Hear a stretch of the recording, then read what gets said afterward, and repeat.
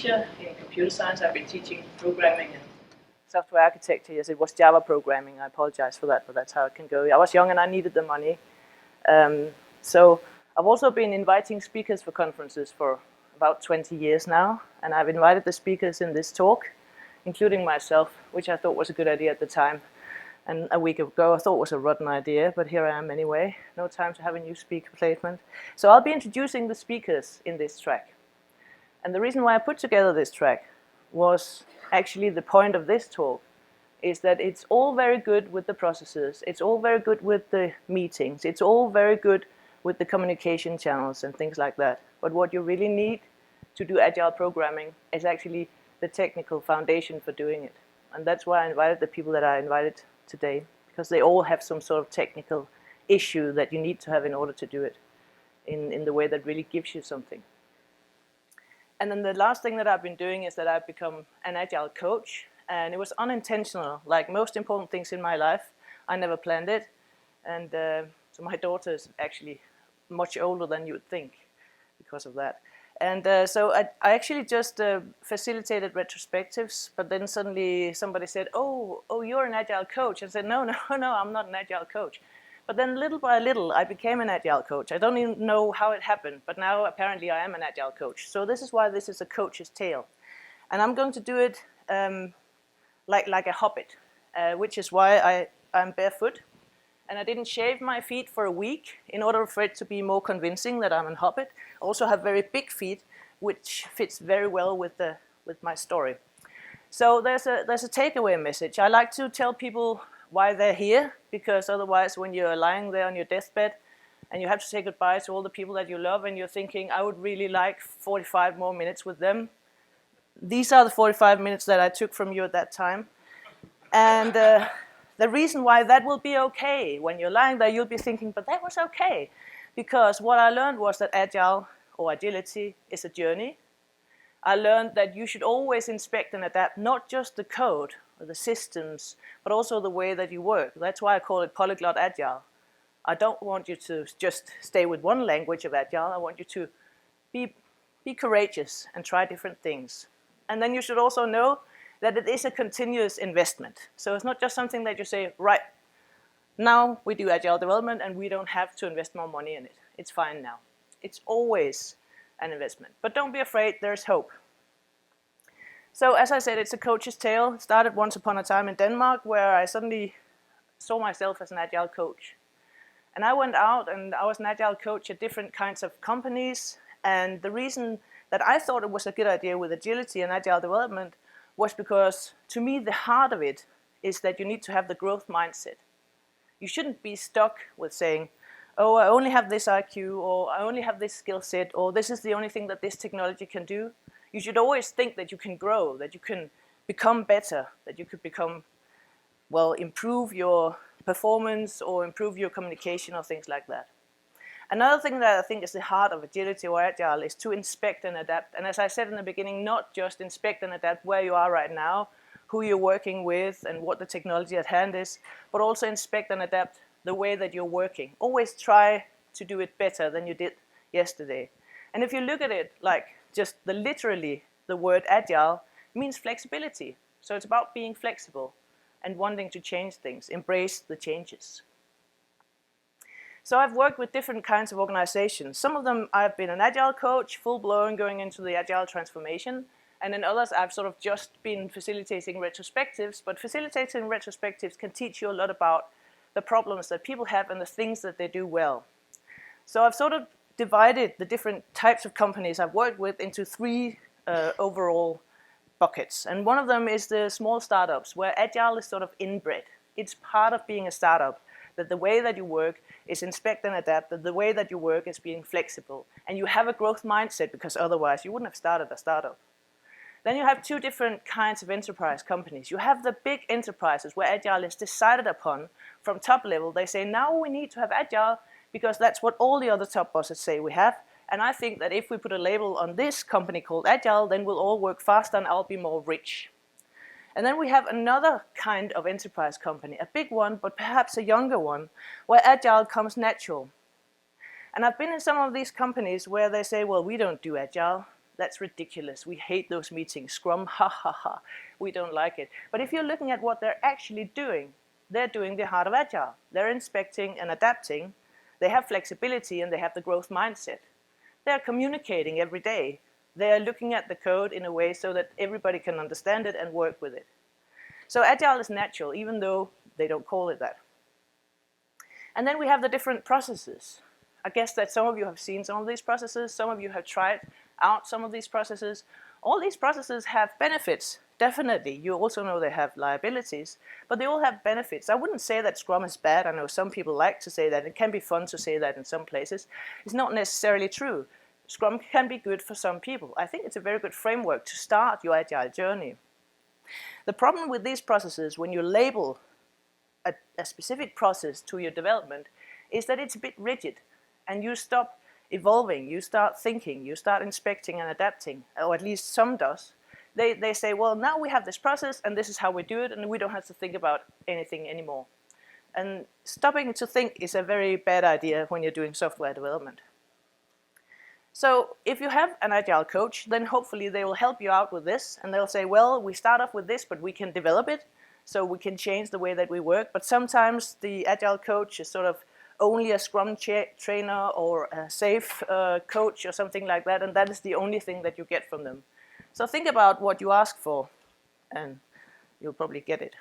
So let me give you an example of one enterprise where they said, we're doing Scrum, and I said, okay, fine, it's a good framework to start with, and they had motivation on all levels.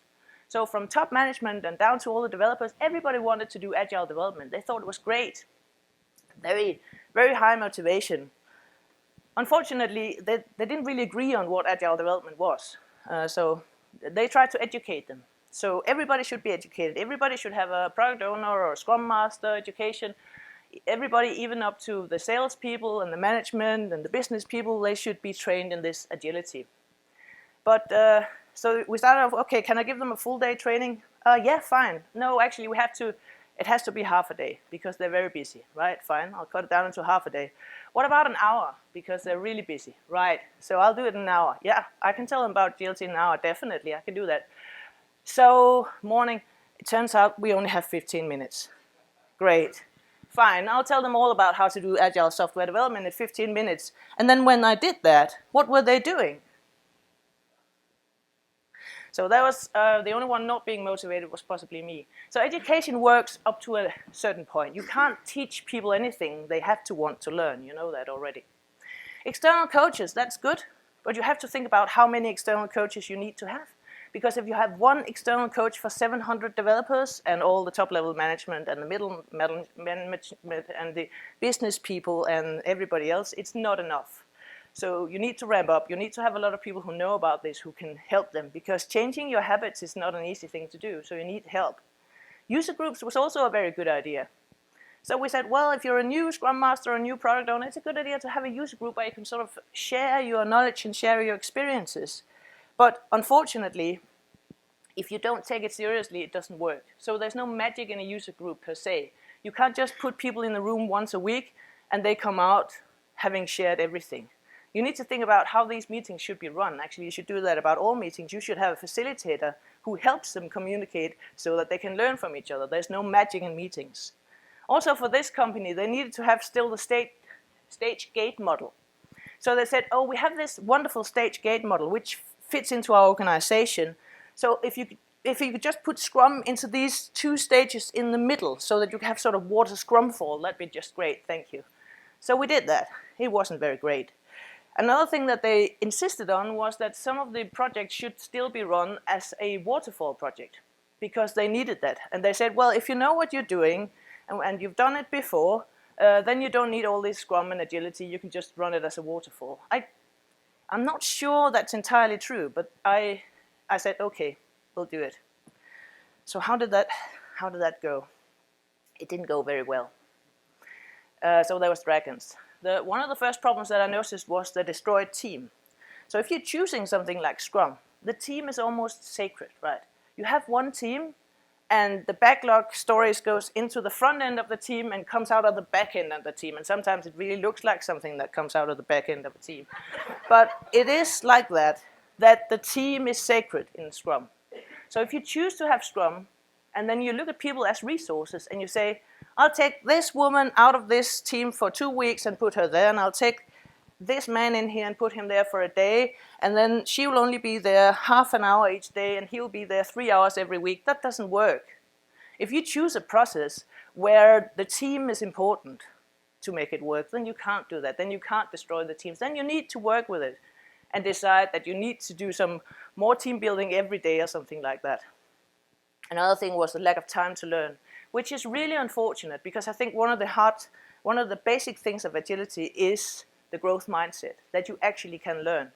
It's not enough to have a retrospective once every sprint if you don't actually learn from it, if you don't look at what you've decided to do and you don't put it into action and you look at how did it work, did it take us anywhere, then it's just a waste of time. Time spent on OKRs, because Google is doing it. It's wonderful with these objectives and key results, so everybody wants to, at least in Denmark, do objectives and key results. How many of you have objectives and key results? Right.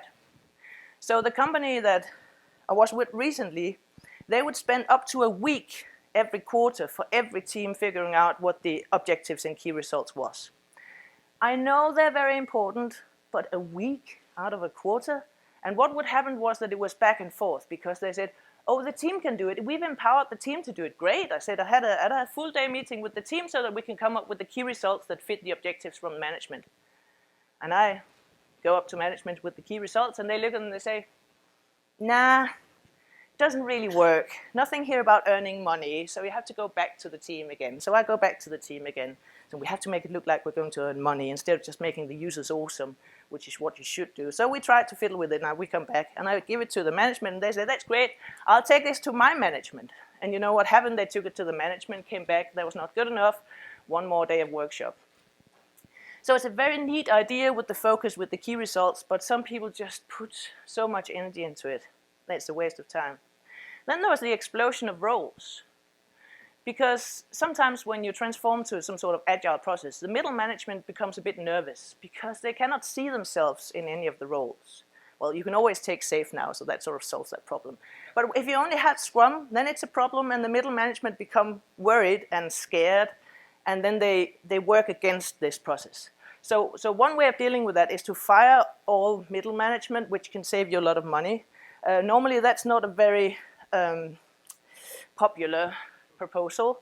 So another thing that you can do is that you can just say, well, we'll just invent some roles for these people so they have something to do, and then at least they can talk to each other about these things. But that I think is also a problem, because then at the company I was with 3 times ago, I now had to make not just the product owner and the Scrum Master and the Agility team member course, but I also had to make blah course and blah course. So I ended up with 10 courses, different courses for different roles. And then the inability to react to feedback. I think it's great that you show these things to the users after each sprint. I think it's wonderful. But if you can't change your system, if you're not able to actually follow the user's needs because it's a huge legacy system and nobody knows what happens, if you pull here, what will happen there, then it doesn't really matter, does it? All this feedback, all these data-driven things, it doesn't really matter if you're not allowed to actually change what you're doing, change the system, or change the way that you're working. Also, at one retrospective, the team members decided they didn't want the stand-up meetings anymore, which is fine with me, because I know that what normally happens is they stop having the stand-up meetings, and at the next retrospective, we don't talk to each other anymore. Let's try something. What could we, well, I don't know. What could we do? We could maybe meet very shortly every morning. Yeah, we could do that. Great. Because that's what happens. So I'm not worried about that. People want to communicate. It's not, well, they don't really want to communicate, but they figure out they need to communicate anyway. But then we went out of that retrospective, and I was happy, and they were happy, and then we met the management, and they said, can't do that. Why not? Need stand-up meetings every morning. We're doing Scrum. So that's great, right? Inability to react to feedback. When people tell you in the face and you don't do anything different, then it's just a waste of time again. And of course, the rest of the business was business as usual. So no matter how much we wanted to do agile development with the developers, the management was still doing resource allocation for the next 18 months with the people. So they already knew what projects that you were going to do for the next 18 months. So, I mean, who cares, really? We were just allowed to make Scrum like in this little sandbox, and it wouldn't have any effect on anything. So that was really sad. And it turned into that we weren't using the manifesto for agile software development, but for half-assed agile software development. And so I was Googling things to figure out what's actually going on, and I found this. This is not mine. And I said, this is exactly what it is right now. And you can't read it, so let me go through it. Individuals and interactions over processes and tools. And we have mandatory processes and tools to control how those individuals, we prefer to call them resources, interact. Working software over comprehensive documentation, as long as the software is comprehensively documented. Customer collaboration over contract negotiation, within the boundaries of strict contracts, of course, and subject to rigorous change control. Responding to change over following a plan, provided a detailed plan is in place to the change and it is followed precisely. So that is, while the items on the left sound nice in theory, we're an enterprise company and there's no way we're letting go of the items on the right. And that is a bit sad, because you're telling yourself something that is not true. You're making people try to believe that lie. So that made me a very sad hobbit. I can't cry on command, so I just put this picture in. The only consolation was that other people fail as well, and you're not supposed to be able to read what it says here. But the only thing that could make me a little bit happy, own happiness is good, but others' unhappiness is better.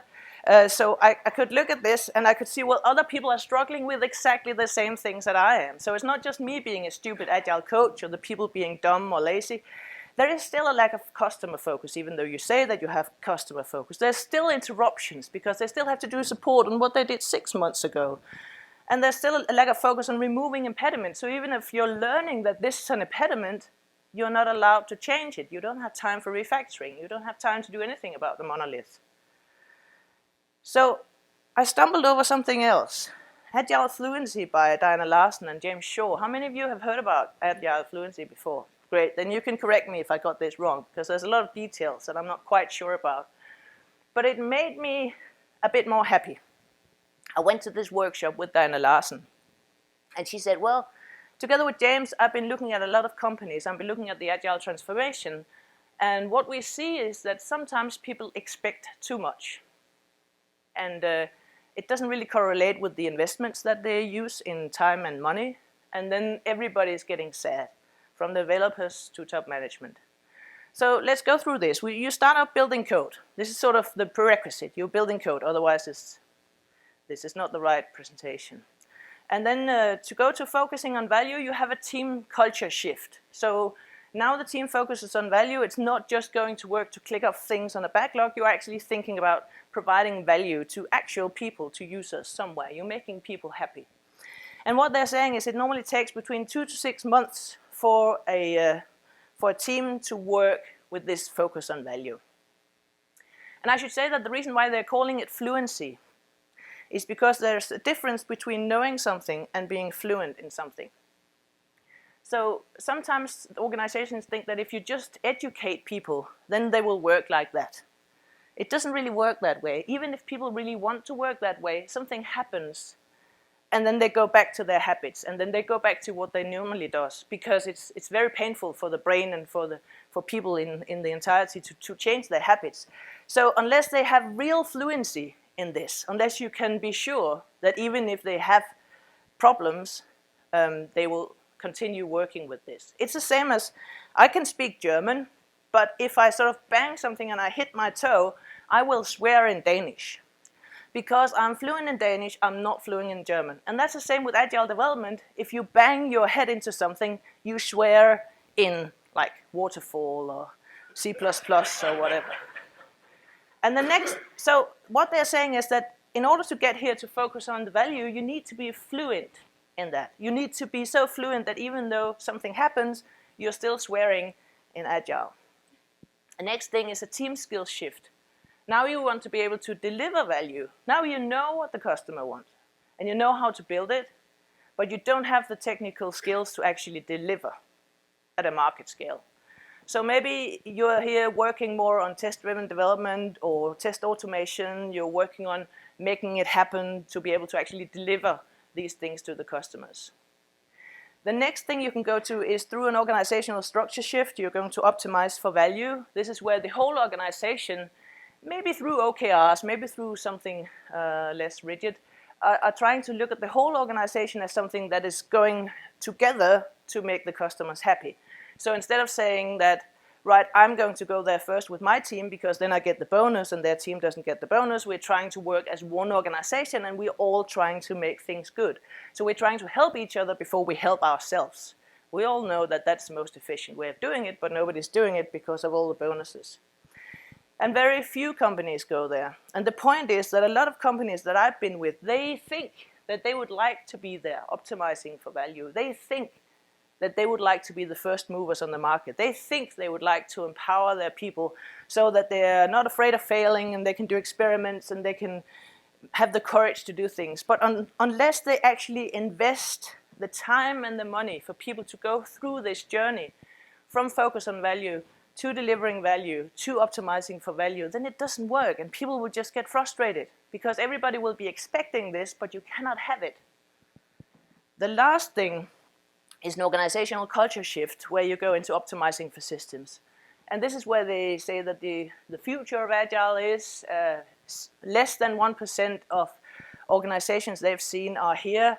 And to be honest, I don't quite understand this place in the Agile Fluency chart, so you had to look that up for yourself, and if you understand it, I would very much like to hear about it this afternoon over a beer, because it'll help me for my next presentation. So anyway, it made me a happy hobbit, because you know how it is, if your expectations aren't that high, you're happier, and that's also why you probably heard that Danish people are the happiest people in the world, right? How many of you have heard that? And it's because we have so low expectations. That's why we're happy. It's as easy as that. I mean, you could be happy too. So the Agile Fluency chart gave me lower expectations. So that was great. Let's go back to the heart of being Agile. I said it was growth mindset, inspect and adapt, and flexibility. But it's not enough just to say it, right? It's fancy words. You can go to presentations, people will say it. You can read books. You need to have the ability to actually have this. And this is where it becomes interesting, because I've looked at all these companies and I'm trying to figure out, why does it work here? It doesn't work here. What is actually the difference? What is it that gives them that ability to have this? Is it in the process? Is it in the culture? What is it actually? So what we need is that we need to have the courage and the possibility to change, right? So these are the two things we need. And we know that if we have code standards, well, then we know that we can read each other's code, and that gives us more courage. Pair programming, that gives us also courage, because the not so experienced can work with the experienced and they can learn from each other, and you know that you're sort of testing each other's programs while you're doing it. It could also be mob programming, as we're going to hear about later. Commit to trunk is also a good idea, because then you don't have all these branches that you have to merge later on. So how many of you commit to trunk? Right, good. And code reviews, of course, is always a very good thing, because you can learn from it and it'll take out like the worst shit before you put it into production. Bug prevention, the 5 whys. If you have a bug, try to figure out, why did this bug actually occur? Ask the 5 whys. Why did it occur? What happened? So that we prevent it from happening again. Not just fixing the bug, but trying to sort of be looking into the future and remove it. Blameless retrospectives, always a very good idea. Some people call it post-mortems. If something goes wrong, like with the bug prevention, try to figure out what happened. But with everything, of course, because I like retrospectives, I think you should have blameless retrospectives all over the place, preferably every morning. But it's very hard for me to convince people to do that. So this is a culture, you could say. This is a culture around how you program, how you develop code, how you communicate. And that gives you the courage to change. But do you still have the possibility to change? That is what I saw was not possible. Right? They would have the courage to do it, but courage is not enough. I mean, you can have the courage of jumping out of a cliff, but if you don't have the possibility to land in something soft, then it's not a very good idea to have that courage. So you need something else. And what I've seen now is that you need something like the technical foundation for this to make it possible. Because you can ask people to inspect and adapt, you can ask them to look at what the users want and change, you can ask them to have blameless retrospectives and change the way that they have meetings or communicate, but if they're not actually able to react to changes so that the thing that they're doing, the product, can change, then it doesn't really work. So I've listed a few things here, like version control, probably Most people have version control. That's a good idea. We've known that. Test suites is a good idea. Automated test suites, continuous integration, continuous delivery, and monitoring operations, so that maybe you get a stack trace back if something wrong happens, and you can also go ask to Humio, who's out there in the exhibitor, where it's like the hum of the I/O of the system, where you can listen to the computer and see how your system is actually working. So I would call this the technical side of Agile, and there's a lot more here that you should have. But this is what I see is actually important, to have the possibility to do Agile development. So this is a picture of a legacy system, right? I think you probably worked with systems like this. So I know that there's a lot of definitions of legacy systems, but because I'm Danish, I think of legacy as something you inherit from somebody who's dead. So to me, a legacy system is something where the people who did it are dead. They're not here anymore. You can't ask them. So you don't know what happens if you take away this little piece. What happens actually? It could fall apart. And that's what I see in many companies, that people are afraid of changing things with this legacy system because they don't know what's going to happen. They don't have the test suite to check. And then what I see happening often is that the managers are saying, stupid developers, be more agile. I don't know if you know this cartoon, stupid TV, be more funny. So this is what I hear a lot of the managers saying, but you've got the education, you have the retrospectives, you have the meetings, why are you not agile? Why can't we be market leaders? Why is it that we cannot change our software systems when people tell us that what we're doing is stupid? Well, because if you don't support them with these things, then it doesn't work. If you don't allow them time to refactor, if you don't allow them time to use that scout system where whenever you touch something, you're making it better before you leave, then it doesn't really matter what else you do.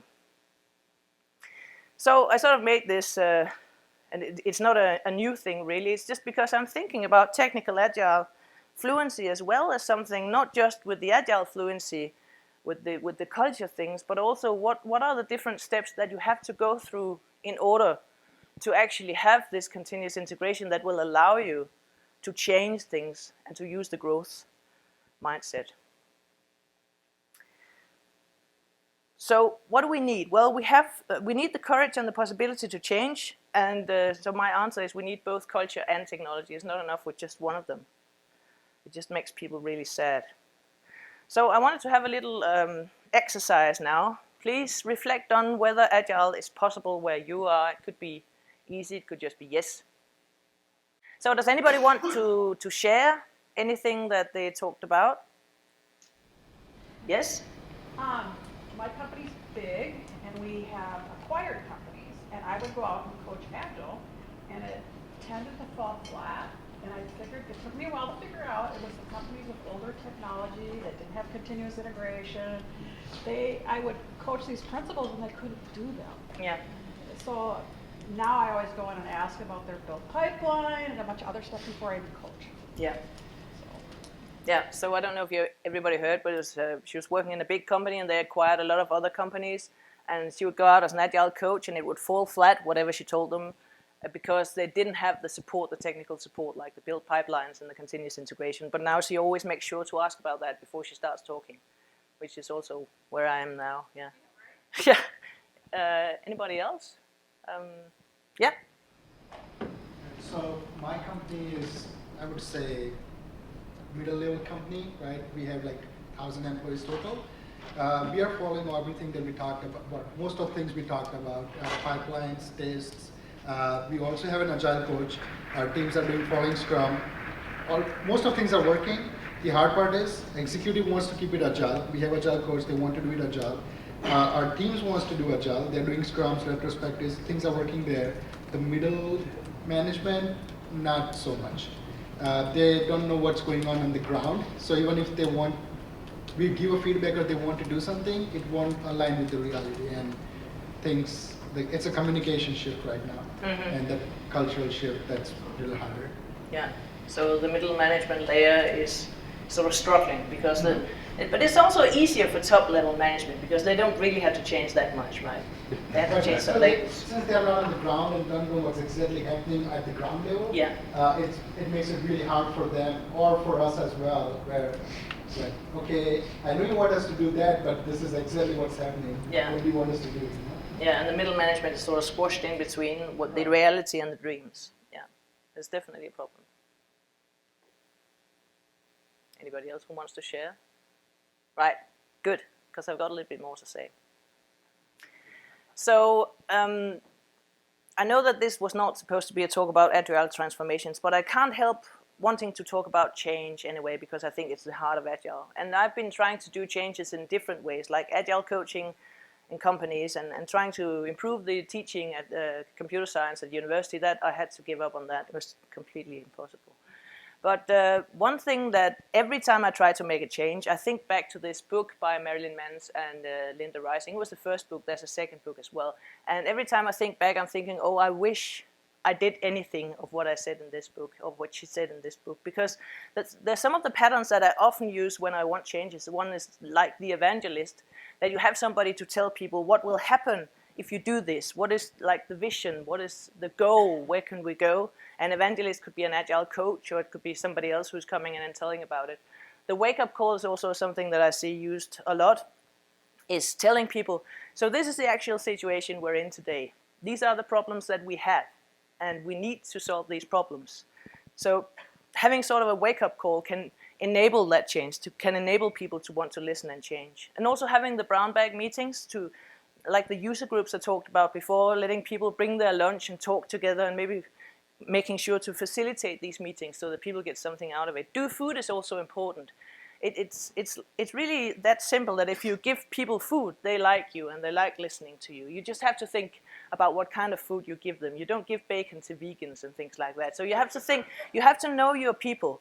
And that's what I see done in many companies as well. Oh, do food, that's a very good idea. We'll have breakfast at all the meetings for the first month, until they figure out how expensive it is, and then they don't want to do it again. And it's even worse when you have given them food and you take it away from them again. Then they really don't want to listen to you. Shoulder to cry on is also very important. That's something I use all the time. I always have a shoulder to cry on. Mostly it's my husband, but sometimes it's just random people I meet in the street and I tell them everything and I cry. Or I can do it at conferences as a speaker like I'm doing right now. I'm basically just crying on your shoulders. Might be a bit wet when you go out this room. So patterns I use a bit, just do it. Don't ask for permission. Just try it out. Just do it. Like Joe said this morning, just go out and start your own company. Just do something. Instead of always asking for permission and figuring out what would be the right thing to do. Make an experiment, do it, and see what happens. That's something I use a bit. Not always. I'm not always that courageous. Study groups can be good if facilitated. Stay in touch. Don't just try to teach people something, a way that they should change, and then go away and disappear. Make yourself visible. Come in from now and again and ask, how are you doing and what are your challenges and what's working for you. Stay in touch. Champion Skeptic is one of my favorite ones. Champion Skeptic is, there's always this one person, whenever you tell something, would be like, this is stupid. Or we did this 20 years ago and it didn't work then, why should it work now? There's always this person, and they have a lot of negative energy. And Champion Skeptic is about taking this negative energy and sort of turning it into positive energy. And as it turns out, it works both in teaching and in coaching. Because you say to somebody who's always like and nagging, you say, oh, you're very intelligent. Yeah, I can see that. And you could really help me with this because you are able to see the things that most people don't see. So please, if you see something that doesn't work in this process, please let me know, because you're an important part of this change or this transformation or this teaching or whatever. I can really need your input. I can really use your input. You're changing them to be a player with you instead of a player against you, and you actually get some really useful information because they hear all the negative things, because they're normally the ones who are really complaining, so people like to complain. They have complaint groups, I think, in those places. So these are patterns I use a bit. Patterns I often forget. Test the waters. Try to figure out if people really want this change or really want this course or really want to hear about this presentation. Try to figure out if it's actually something that they are ready for right now. Make a little test and see how they react to it. It's something I often forget because I just do it and jump into it. Time for reflection is also really, really important and something that we rarely do. So whenever we tell people something or we let them try something out, give them time to reflect whether this worked for them or not and how you can make this work for yourself. So instead of just using Scrum or Kanban or XP now, XP isn't that rigid, but there's some rigidity in it too. Instead of just asking them to do that, give them time to reflect on what's working for them and what's not working. Big jolt is always a very good idea. It means having somebody famous come in and talk about this, because people like people who are famous, you know that from reality shows. And people would like to listen to them no matter what they say. So it's really valuable, even though they're very expensive. So take a big jolt in. I often forget to do that, because I think it will be enough with me, but it isn't. And then the small successes. Remember to celebrate the small successes. This is probably not a problem in America, because you're really good at celebrating small successes. I didn't mean it that way. I'm not going to talk about Trump. I'm just relating it to Denmark. You know, in Denmark, we don't want to stick out. It's embarrassing to be good at something, right? So, for instance, I never tell anybody in Denmark I have a PhD in computer science, because that's just embarrassing. I mean, people would laugh. So I can do that in America, which is great, but you don't do that in Denmark. So in Denmark, it's really important to remember to celebrate the small successes, because we don't do that naturally. So we only smile if something is really, really, really good and we've had some beer.